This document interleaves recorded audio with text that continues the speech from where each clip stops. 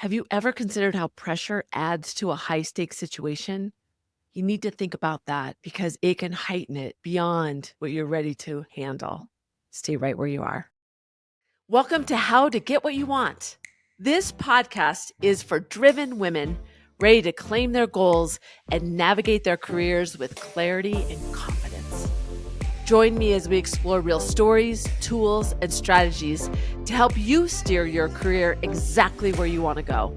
Let's get started on helping you get what you want. I am so happy that you made the choice to be here today. And maybe you saw the title and you were like, why do I want to talk about pressure? So good for you for diving in, for jumping in, or maybe it just went on auto and you didn't know any better. So don't flip away. We're going to talk about pressure and how it actually exasperates high stakes situations. And the reason I want to talk about this is it has come up in every single conversation that I've had with one-on-one coaching as I talk to people about some workshops that I'm doing with their teams. When I talk about pressure, they tell me I'm not talking about it as big as it really is because pressure is felt so widely spread because of industry changes, the changes in what's going on in the world. There's things about when you don't get along with your boss, how that feels, business results, stock prices, downsizing, doing more with less, pressure and how it's felt by an individual and a collective, a team is something to really talk about instead of allowing it to become this expectation. So the myth is that pressure comes with your role as a leader. And yes, that's not a myth, it's true. But we are starting to just accept the fact that it's noise that we don't need to pay any attention to. And I hear this from people when I hear them say, "Oh, how are you?" "Oh, I'm busy. I have too much going on." And it's like acceptable. That's an acceptable answer when you ask somebody how they are. "I'm busy. I have too much. I'm overwhelmed." That's not okay when a culture just accepts that. And pressure can show up a lot differently for every individual. So as a leader, identifying it and thinking about it and seeing it in others is really essential to being able to break it down. That myth that it's an expectation and part of the job leads to acceptance of it. And really, at the end of the day, it's stress. It's important to kind of unbuckle those. I mean, it's not going to go away. It isn't going to go away, but how do we break it down and how do we understand it? There is research that really shows, and it's a double-edged sword, that pressure can lead to great results because it kind of forces you to work under a deadline. It forces you to really pull out what needs to happen, and that can result in great outcomes because of pressure. So it can be really good if managed well, but living with it and thinking of it as an expectation can just start feeling like you're living next to a highway where there's just noise all the time. And I remember my friend James had said, I was looking at a house years ago, and it was close to a place where there would be constant noise. And he said, while you'd get used to it, you'd have this just acceptance of this stress that you would just get used to all the time. And I think it's the same way, this pressure that's around us becomes something that's invisible that we don't think about, we talk about, but we don't identify how it's affecting us. And being able to be self-reflective, have self-awareness around it, and think about how do you work through it can help you identify it so that it doesn't consume you. Harvard Business Review and an MIT studies found that managing stress not only helps you perform better, but it also drives innovation in high stakes situations. So it can be really helpful. But psychological research reveals that when it's not properly managed, it really doesn't enhance your decision making and it leads to longer term implications because just living with it doesn't mean it's going away. So I think it's an important dialogue to have with your team, be self-reflective of, and identify what pressure that you're living under, what applied pressure, and also what is the myth that you're accepting? Is it acceptable within your organization when somebody says, "How are you?" and people say, "Stressed, busy, too many priorities"? How can you make the space, and I want you to really think about this as I go through the tips today and the stories, is how can you make the space for yourself, for your team, for your colleagues to consider how pressure is influencing how you're prioritizing, how you're able to focus, how you're thinking.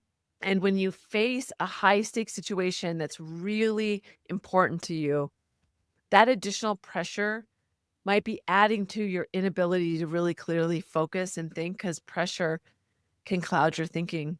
It's a hot topic, but it's an important topic to consider. How is pressure showing up for you? And is it helping or hindering? Hey, Susie here. Thought I'd pop in. I wanted to let you know I've been an executive coach for over a decade. I work with executives and they call me their silent partner because I help them increase their confidence when they're facing really difficult decisions. If you'd like to see if we're a good fit, head over to susietalmanchuck.com and fill out an application. I'd love to hear from you. Good pressure can really motivate us and get us to push ourselves to think even beyond where we sometimes limit ourselves. So pressure can be good, but pressure all the time can really lead to some outcomes that aren't positive for us, especially our own health. It makes me think of one of my daughters a few months ago had a boss that she just adored. He was such a good leader, so supportive of her, but also gave her good feedback on a regular basis and really helped her through her development, challenged her, and was very honest with her. And he got a new boss. Let's call her boss that she adores, Matthew. And let's call his boss, the new one that came in over him, Ron. Ron came in and they didn't really hit it off at first. And so Matthew started feeling some pressure from Ron about how he needed to show up and what was expected of him. Matthew started realizing that Ron was kind of putting a microscope on him versus his peers. It became very evident to everybody that he was the person that Ron did not have a lot of trust in or frankly respect. And so my daughter started telling me these stories about what was happening. It took us a little bit of time to figure it out. Inevitably, what happened was Matthew started feeling this pressure of this relationship that wasn't supportive, trusting. He didn't feel like Ron had his back. So how can you feel in that situation that if you make a mistake, it'll be okay? He was feeling very vulnerable. My daughter started seeing him showing up really differently, very scattered, afraid to challenge the status quo because he now didn't have a leader that had his back. So Matthew had this pressure all the time in every meeting because if he was in a meeting that even Ron wasn't in, but then somebody told Ron about an outcome, Ron was quick to kind of tell Matthew that he wasn't doing a good job. And inevitably, Matthew exited the business. It just because he was never going to win. So that was a situation that there was a lot of pressure from an individual. When Matthew had just his regular day job and all the pressure and what he needed to do and thinking about the influence he had to have across the organization, how he needed to support others, that pressure created this focus for him. He started focusing on exactly what he needed to do to survive. And that's what pressure does is it makes you zoom in on things because you're just so worried. He was worried about every email that he sent that he copied his boss. He worried about every one-on-one. What do I need to tell Ron? How do I keep him happy? And he even tried to show Ron that he had his back, but for some reason that relationship was just not going to change. Ron had this preconceived idea, and for whatever reason, Matthew just couldn't beat it. But it really changed the way Matthew showed up. It's very unfortunate. I think, in looking back and thinking about what would I have told Matthew, I would have had him be more proactive with his boss, asking him what he could do, and not saying to his boss, "This is what you're doing to me, but this is how I'm feeling. What do I need to do to adjust it?" To see if he could have made some inroads with his boss.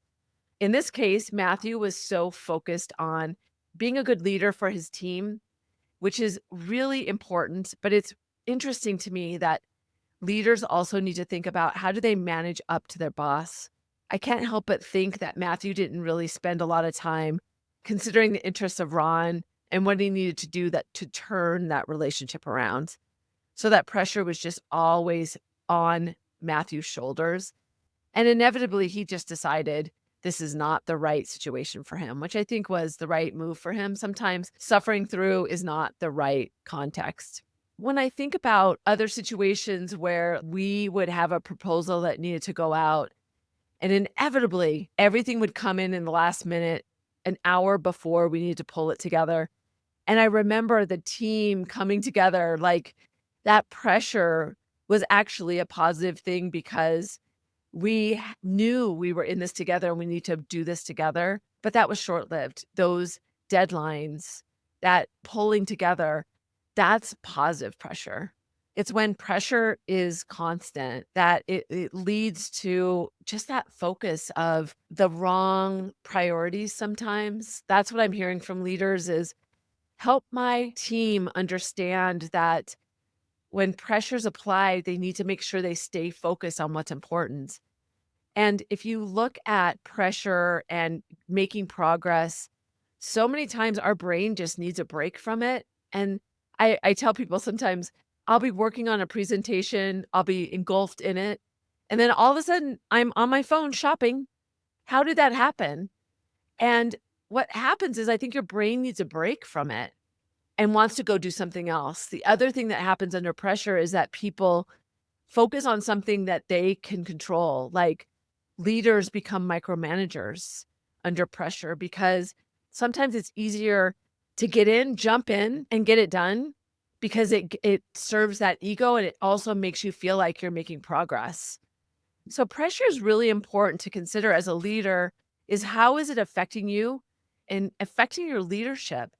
Because if you're under pressure and it changes the way you lead, that will have a compounding effect to the people downstream from you. I want you to just be thinking about what is pressure for you right now and where do you need to consider. So, my first tip is doing that. Practice self awareness by journaling about what is pressure for you right now. And you might not have been aware of it, but I want to give you some of the things that are some indications that you're under pressure as a leader.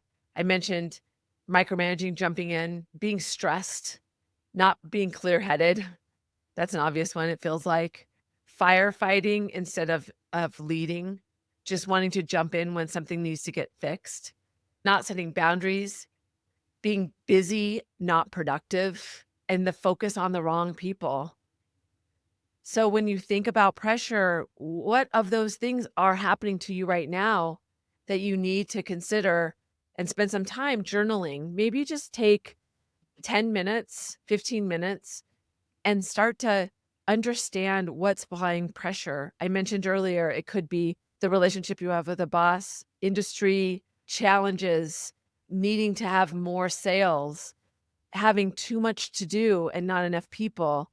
Start to think about what are the things that feel out of your control right now so that you can look at them and say, okay, what can I focus on? And then look at what your priorities are so you can get really clear about what you need to focus on. Because pressure creates our inability to focus on what's important because we want to feel productive. We want to get outside of it. But when you identify what is causing it and what you need to focus on, then you can be more intentional about how you deal with it. My second tip is to think about adopting a growth mindset. So the difference is between a fixed mindset is things are just the way they are. There's nothing I can do about them. Where a growth mindset understands that you're infinitely developable. Your intellect, your skills, your abilities always are shifting. So a growth mindset looks at a situation and doesn't get stuck in circling the drain about it. Watch that you're not sitting and complaining about it. You change your language about, oh, we're just busy all the time. How can you shift that to be about what can we learn about this? How can we look at this differently? A growth mindset is easy when things are not full of pressure. It's a lot more challenging to put a growth mindset in place when things are under pressure. So, how can you intentionally do that? How can you look at your situation and look at, okay, what can I shift about this? What can I do differently? How can I handle this differently? And maybe it's as simple as putting some space in your calendar that you don't allow anybody else to take over, that you allow yourself to have, breathing time. Maybe it's resetting your priorities for the day. Maybe it's just having a conversation that allows you to diffuse what's going on for you. So growth mindset is making the space to think beyond being stuck. How can you practice that so that in those moments you can see beyond the struggle, the stress, and making sure that you're not zoomed in because a growth mindset is the intention of zooming out to see it from a broader view, and pressure zooms you in. The third tip is to be thoughtful about the words that people are saying. Identify the we're so busy. There's so much stress going on. We have too much to do. And make sure that you put in place a stress relief routine for you, whether it's when you see that you're facing something that is just naturally high stakes, but you know you're under pressure. How do you give yourself some stress relief? Maybe it's take a break, go outside. Maybe it's jumping jacks. Maybe it's just talking to somebody. What can you do to shift that? And as a leader, it's really important to be thoughtful about those cues that you're hearing from others. How can you help them shift to a growth mindset? How can you support somebody and say, okay, listen, I know we need to solve this problem, but I'm hearing from you a lot of stress and pressure. Let's talk more about that piece, and then we'll jump back into solving the problem that you need my help on. Sometimes making that space for others is what they need to be able to separate and zoom out and help them understand what can they do to relieve that stress by doing something that can help them emotionally, physically, psychologically, just get some relief from that pressure. You might not be able to take away the pressure, but it's how you react to that's really important. So it's thinking about what you're going to do, journal on it. What is that pressure for you? What are the sources? It's practicing a growth mindset. You have to be intentional about it because it's easy to get stuck in a fixed mindset, especially under pressure. And then the third is what are those ways that you can manage the stress for yourself and for people around you? As a leader, how can you support others that are down to the side of you, your colleagues, and even your boss? How can you manage up to make sure that that person under pressure, you have an opportunity? It'll build influence if you step in and say, let's take a break. How can you help alleviate some of the stress that you're facing? Important to think about how can you implement something for yourself and for the others around you that can have impact. These are challenging times. There's nothing that I can say that can take that away, but how you decide to show up for yourself and others will impact how you maneuver through, how you navigate, how you negotiate the times, and how you face a high stakes situation with that additional piece of pressure that even elevates that high stakes even higher than it would be otherwise. So the reflective question I want to ask you is to take yourself out of the here and now. We have a lot of pressure going on, and sometimes evaluating it, which is part of the tips to look at it. I still am saying those are the tips you need to do. I want you to think back on a time where pressure was heavy, but you don't have the emotional connection to it anymore. And think about how you handled it. What is your normal tendency under pressure?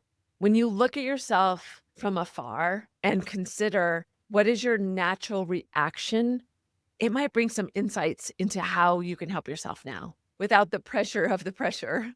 Reflect on that. Think of a time way back a few years ago where there was a lot of pressure. How did you show up? What did you do to get through it? What would you have done the same? What would you have done differently? I like people to think out far because it does separate that emotion. It gives you some objectivity to that situation, gives you more insight. It also makes you recognize how much you've shifted from who you were then to who you are today, which can accelerate your development moving forward because it kind of gets you excited. It gives you some keys that you can use now. Pressure's hard. Give yourself a break and really consider what you can do to adjust for yourself and for others around you. This pressure is something that, well, I already said it's not going to go away. It is kind of a standard, but the way we accept it is really the differentiator for us and how we need self care to get through it. We can't ignore it. We can't just let it be and just assume. We need to really understand how to maneuver through it and stay focused on what's really important. I'd love to hear from you about what you're facing. That's what really inspires me to talk about the things that people are facing every day. In fact, I'm about to leave on a trip and I was like, I have to record this podcast because I've heard so many voices that have been talking about how pressure is really inhibiting the team and the leadership. And I thought, I really want to talk about this now when it's really hot on my mind. If you love this podcast, my newsletter goes into more depth, shared more stories, and give some actionable tips like this, but a little deeper. Join the hundreds and soon to be thousands of people that get it every day. And I love to hear from those people because they tell me this has made an impact on me. So thank you. So reach out to me. You can go to negotiationlove.com. I always love to hear from you. Let me know what's on your mind. And don't forget, negotiation is more than a skill, it's a mindset. Until next time.